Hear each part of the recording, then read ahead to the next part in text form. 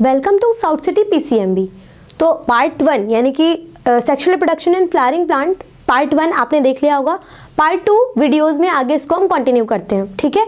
क्योंकि कुछ चीज़ें थी जो स्ट्रक्चर के बारे में, स्ट्रक्चर तो आपने देख लिया था लेकिन उसकी आपको मैं बता नहीं पाई थी कि एग्जैक्टली इसको लिखेंगे कैसे, ठीक है, डेफिनेशन टाइप, ठीक, या वन लाइनर टाइप।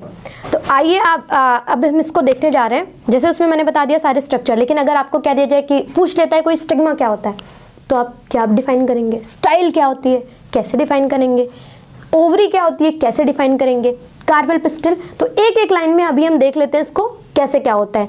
आपको ये पता चल गया होगा प्रीवियस वीडियो से कि इसको हम कहते हैं मेल रिप्रोडक्टिव पार्ट, ठीक है। मेल रिप्रोडक्टिव पार्ट एंड्रोशियम उसकी ये यूनिट होती है, ठीक है। और यहां पर कार्पेल या पिस्टल जो है ये आपका है फीमेल रिप्रोडक्टिव पार्ट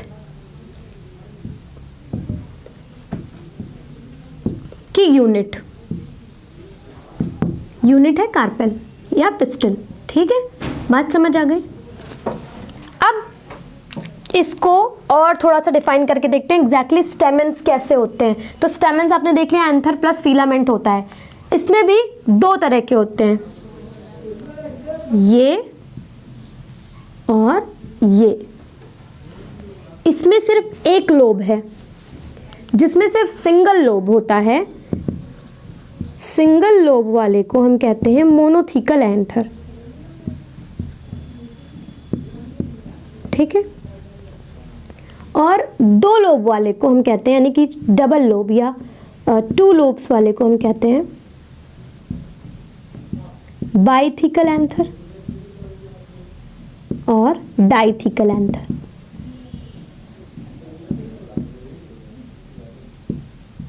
ठीक। एक लोब में 2 सैक्स पाए जाते हैं, एक लोब में 2 सैक्स पाए जाते हैं। तो यहाँ भी ये 2 लोब हैं, तो पहले लोब में 2 और दूसरे लोब में 2 सैक्स, ठीक है।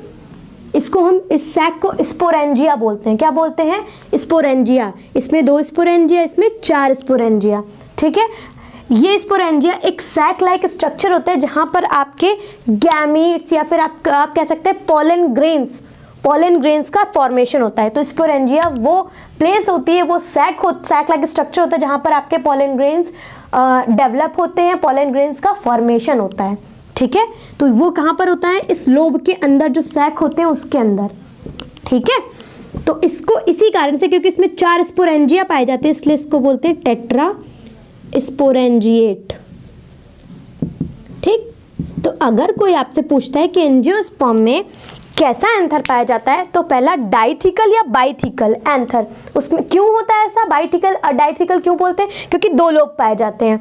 और इसी को हम टेट्रास्पोरेंजिएट कंडीशन, टेट्रास्पोरेंजिएट आपका ये एंथर बोलते हैं। ऐसा क्यों? क्योंकि इसमें 4 स्पोरेंजिया पाए जाते हैं। आप ऐसे ही बता सकते हैं कि एक लोब में 2 स्पोरेंजिया होते हैं, तो क्योंकि 2 लोब होते हैं इसलिए 4 स्पोरेंजिया हो गया, ठीक है। ये पूरा आपका डिफाइन हो गया। कोई कंफ्यूजन इसमें जो भी है, मैंने अपने हिसाब से सब कुछ बता दिया। फिर भी अगर आपको लगता है आपके बुक का कोई पॉइंट या आप एक्स्ट्रा कुछ पढ़ते हैं, उसमें आपका कुछ बच्चे कंपटीशन के लिए अभी से प्रिपरेशन करना चाहते हैं, ठीक है, उनका कुछ छूट गया है, तो वो भी आप पूछ सकते हैं, ठीक है। हम अपना सिलेबस लेकर के चल रहे हैं, ठीक। आपको अगर कोई भी क्वेरी है आप पूछ सकते हैं। अब आते हैं हम कार्पेल पे। तो जैसा आपको पता है ये फीमेल रिप्रोडक्टिव पार्ट होता है। पार्ट की यूनिट आपकी कार्पेल है pistol. Female reproductive part, ma'am आपने इसकी यूनिट क्यों लिखा है? ये पार्ट क्यों नहीं? क्योंकि पार्ट तो आपका गायनोशियम है ना, ये यूनिट है, पार्ट आपका गायनोशियम है, ठीक। अब इसको कैसे डिफाइन करते हैं? तो पिस्टल को सबसे पहले आप लिखेंगे कि pistol include stigma, style, ovary. Pistol include stigma, style, ovary, ठीक है। कार्पेल या कार्पेल भी आप लिख सकते हैं, कार्पेल पिस्टल दोनों कहते हैं। दोनों पे सवाल आ सकता है कि what do mean, what is carpel या व्हाट इज पिस्टल। तो आप इसमें लिखेंगे कि carpel is the unit of female reproductive part gynoecium and it includes stigma, style, ovary. It helps in the pollination, ठीक है। या इसको हम अभी आगे डिफाइन करते हैं, स्टिग्मा, स्टाइल, ओवरी एग्जैक्टली कैसे हेल्प करती है, क्या इसका काम होता है, क्या रोल होता है, वो सब कुछ। तो ये आपका हो गया। अब कार्पेल के बेसिस पे, यानी कि कैसे उनका अरेंजमेंट है उसके बेसिस पे दो तरह से इनकी कंडीशन के हिसाब से इसका नाम रखा जाता है। एक होता है सिनकार्पस, दूसरा होता है एपोकार्पस। एक होता है आपका सिनकार्पस, दूसरा होता है एपोकार्पस। इसका क्या मतलब है? सिन का मतलब होता है फ्यूज्ड, ठीक है, सिन का मतलब होता है फ्यूजन। तो फ्यूज्ड कार्पस यानी कि जब कार्पल्स जो आपके फ्यूज्ड होते हैं, फ्यूज्ड कार्पल्स जब पाए जाते हैं उसको हम कहते हैं सिनकार्पस कंडीशन। और जब कार्पल्स फ्री होते हैं, ठीक है, एक दूसरे से जुड़े ना हो, फ्यूज ना हो, अलग अलग फ्री हो, ठीक है, तो जब फ्री कार्पल्स पाए जाते हैं उस कंडीशन को हम कहते हैं एपोकार्पस। क्या कहते हैं? एपोकार्पस। बात समझ आ गई? यहाँ तक आपको समझ में आ गया होगा एपोकार्पस और सिनकार्पस। ठीक, अब कार्पेल पिस्टल के 3 पार्ट होते हैं, स्टिग्मा, स्टाइल, ओवरी। इनको डिफाइन कैसे करें?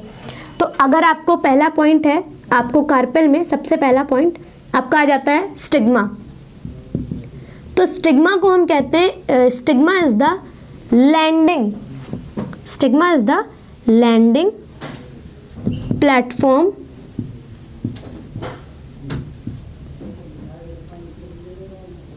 Of pollen grain. ठीक, पॉलन ग्रेन का लैंडिंग प्लेटफॉर्म कौन सा होता है? स्टिग्मा। इसी पे आकर के पॉलन ग्रेन गिरता है। दूसरा होता है आपका स्टाइल। तो स्टाइल को हम कहते हैं, style is a tube like structure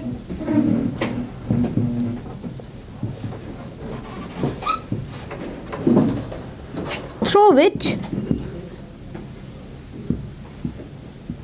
pollen grains या male gamete reaches to the ovary।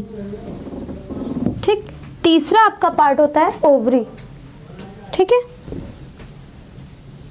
तो ovary is the basal swollen part, जहां पर सीड बनता है। ओवरी में आपका सीड बनता है, इसके अंदर लॉक्यूल्स पाए जाते हैं। जब आप पॉलिनेशन पढ़ेंगे उसके बाद में फर्टिलाइजेशन कैसा होता है वो पढ़ेंगे, उसके बाद में आपको पूरी चीज़ें डिफाइन हो जाएंगी। ठीक, ये होता है आपका सेपल्स, और सेपल्स जब ग्रुप में अरेंज होते हैं उसको बोलते हैं कैलिक्स, और पेटल्स जब ग्रुप में अरेंज होते हैं उसको कहते हैं हम कोरोला। ठीक, इसीलिए आपसे अगर कोई पूछता है कि कैलिक्स की यूनिट क्या होती है, क्योंकि ग्रुप ऑफ क्या होता है वहाँ पर, सेपल्स जब ग्रुपिंग कर लेते हैं, कलेक्शन बना लेते हैं, उसको हम कैलिक्स कहते हैं, तो उसकी एक यूनिट सेपल्स कहलाती है। और जब पेटल्स ग्रुप में होते हैं उसको हम कहते हैं कोरोला, और उसकी एक यूनिट होती है हमारी पेटल्स। ठीक है, पॉलन, इस स्टाइल को हम लोग पॉलन ट्यूब भी कहते हैं। क्यों?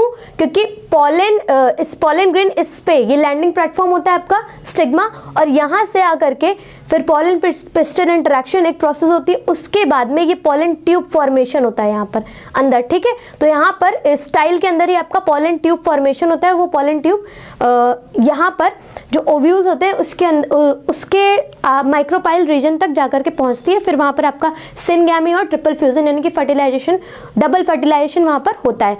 फिर उसके बाद में पेन, सीड, ये सब कुछ कैसे बनता है आगे के इस प्रोसेस में देखेंगे।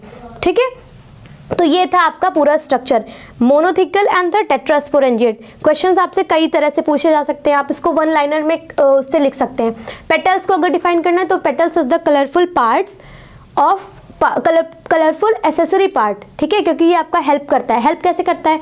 क्योंकि ये जब कलरफुल रहता है तो ये पॉलिनेशन में हेल्प करता है। इसकी वजह से इंसेक्ट जो होते हैं वो अट्रैक्ट होते हैं। ठीक है, ये कहीं ना कहीं प्रोटेक्शन का भी काम करता है। इसमें आपकी 4 रिंग्स पाई जाती हैं, 4 होल पाए जाते हैं। होल आपका ये वाला होल, ये भी क्वेश्चन पूछा जाता है कि कितने होल होते हैं, तो 4 होल होते हैं। कैसे होते हैं? बाहर आपने रोज अगर देखा हो तो बाहर वो जब पूरा नहीं हुआ, मतलब खिला ना हो, सिर्फ उसे बड आप कह सकते हैं, रोज का बड होता है, तो आप उसके ऊपर देखें कैलिक्स और उसके अंदर पेटल्स रहती हैं, उसके अंदर फिर ये आपके एंथर रहते हैं और फिर उसके अंदर ओवरी रहती है, इस तरह से।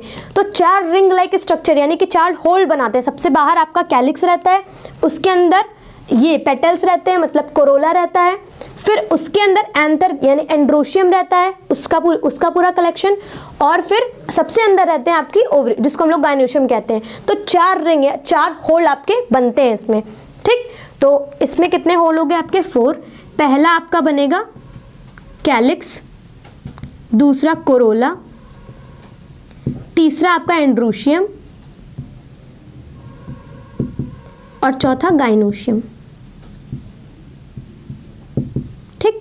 4 रिंग लाइक स्ट्रक्चर होते हैं, ये भी क्वेश्चन पूछा जा सकता है। तो आज के लेक्चर में हमने देखा कि स्ट्रक्चर पहले तो बनाते कैसे हैं, दूसरा स्ट्रक्चर बनाने के बाद में हर एक चीज़ को जितना भी हमने लेबलिंग की है उसको अगर हमें डिफाइन करना हो तो हम कैसे डिफाइन कर सकते हैं। तो आज का लेक्चर यहाँ पर ख़त्म होता है, इसको आप जा करके नोट करिए अपनी कॉपी में, ठीक है। इस पे जितने भी क्वेश्चंस हो सकते हैं वो लिखिए। डिस्क्रिप्टिव क्योंकि टेस्ट है आपका, तो 1 मार्कर, 2 मार्कर, 3 मार्कर, 5 मार्कर, ये तीनों तरह के क्वेश्चन इस पे बन सकते हैं क्योंकि ये पूरा लेंथ में भी पूछा जा सकता है। इसमें एक एक टॉपिक यानी कि कार्पेल क्या होता है, गाइनोशियम को क्या कहते हैं, एंड्रोशियम को कैसे क्या कहते हैं, ये भी पूछा जा सकता है। और 3 मार्कर में दोनों का कंबाइन यानी कि ना बहुत ज़्यादा ना बहुत कम, वो वाले क्वेश्चन भी पूछे जा सकते हैं। आप सब सॉल्व करिए और जो आपको नहीं आता है वो आप क्वेरी में या क्वेरी आपकी जो भी है वो कमेंट बॉक्स में डाल सकते हैं। Thank you so much.